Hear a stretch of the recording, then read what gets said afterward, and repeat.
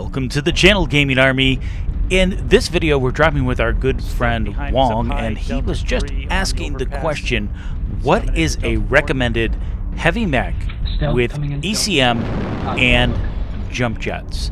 Naturally, my first choice went to the Thanatos. Now, there's a lot of other mechs out there. Put your recommendations in the comment section below. But with the Thanatos, you can do things like this. And he's absolutely murdered. Oh my gosh, that was too good. Let's see that again in full slow motion. This poor flea gets absolutely wrecked. That just goes to show you guys that even with a small, fast-moving mech protected by ECM, it's not always going to go the way you think it's going to go. Sometimes you're the Louisville Slugger, sometimes you're the ball. Alright, getting back to more serious things, this first drop that you're seeing is a domination match on Solaris. And as I mentioned in the outset, we're showing off the Thanatos because I wanted this chassis to be seen. This was my recommendation, my number one go-to the minute Wong said a heavy mech with ECM and jump jets. And that's because ECM is standard across the entire chassis line in the Thanatos. You can mix and match jump jets as you see fit, and there's enough variety in the chassis that you can mix and match different weapons groups for different loadouts.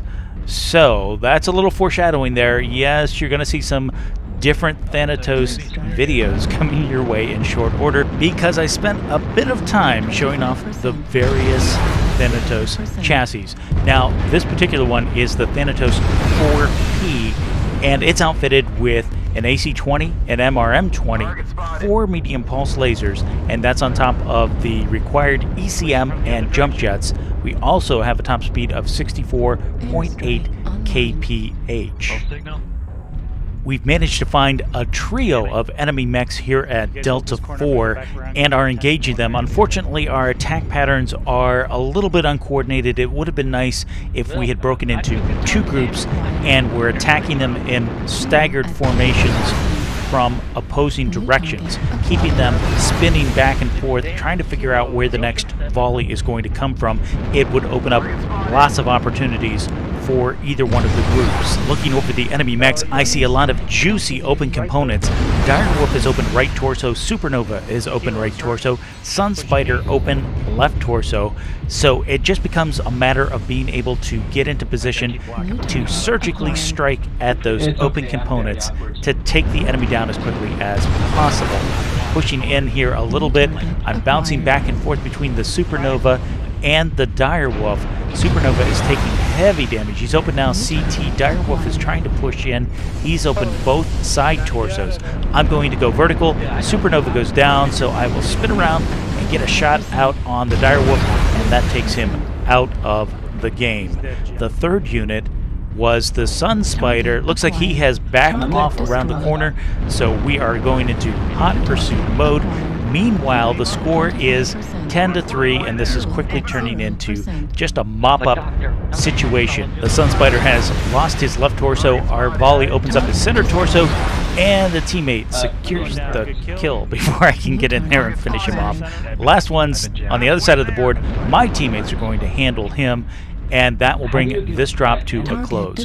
Switching over to our end screen, we wind up with a lot of 2s, 2 kills, 2 assists, 2 KMDDs, 583 damage done. Moving on to our next drop, we're playing domination mode again, but this time we're on Vitric Station. And as you've seen from the first drop, this mech packs a punch. Think of it this way. Think of it as an Atlas Light, a mini Atlas, something along those lines. Because of the firepower this mech is able to carry. The difference being is, yeah, you have a lot less armor than an Atlas, but you're also much more maneuverable with that top speed of 64.8 kph and the jump jets, the ECM, all of that on top of it.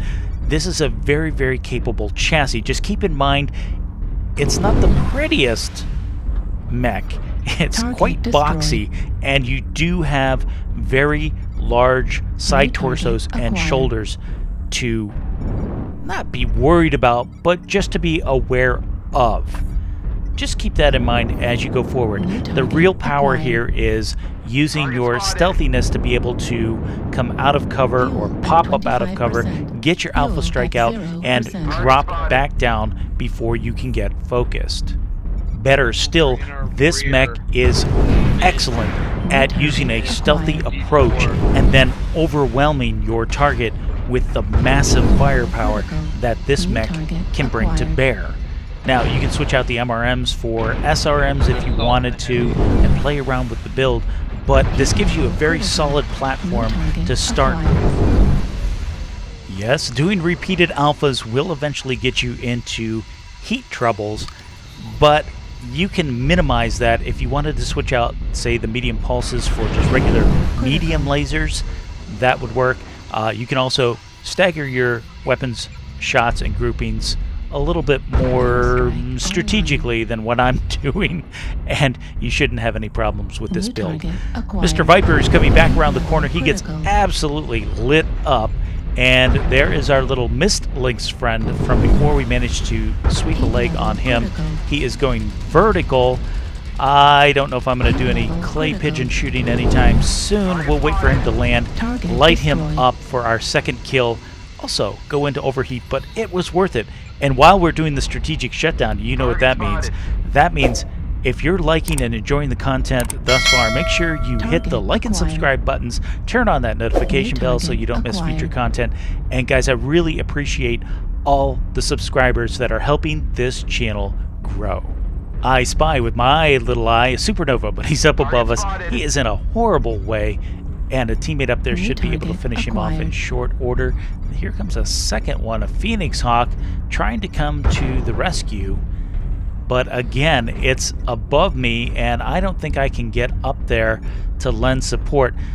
Instead, I'm more interested in the laser fire that was coming from straight ahead of me. Something out here wants to be sneaky and snipey, and that we can't have. I am the only one who is allowed to be sneaky snipey, and we're going to apply some pressure here to the Sun Spider, and we're going to engage him close range because I definitely have the firepower to murder him and take him out of the game for our third kill, and that's when Echo shows up and being pushed by this Vindicator. Now, Vindicators are pretty tanky, but this one has an open CT now, so we should be able to focus him down. He's trying to chew through me with those machine guns, but no, sir. I can easily squash you like a grape. So there's kill number 4 on the board. We're going to turn back into the center. Score is 8-6, and as we try to regroup with our teammates, I see somebody straight ahead of me and India off to the left. That is a Roughneck, so let's swing over his way and apply some pressure. Don't want him sitting out there shooting into what possibly could be the backs of my teammates more towards Delta 4.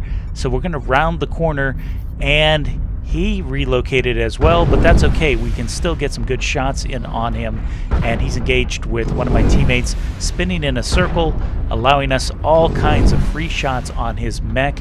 Now, Roughnecks are quite tanky and have lots of structure. He's opened both side torsos, and he's being heavily focused by all of my teammates. The last enemy mech of this game is in Delta 3 high ground.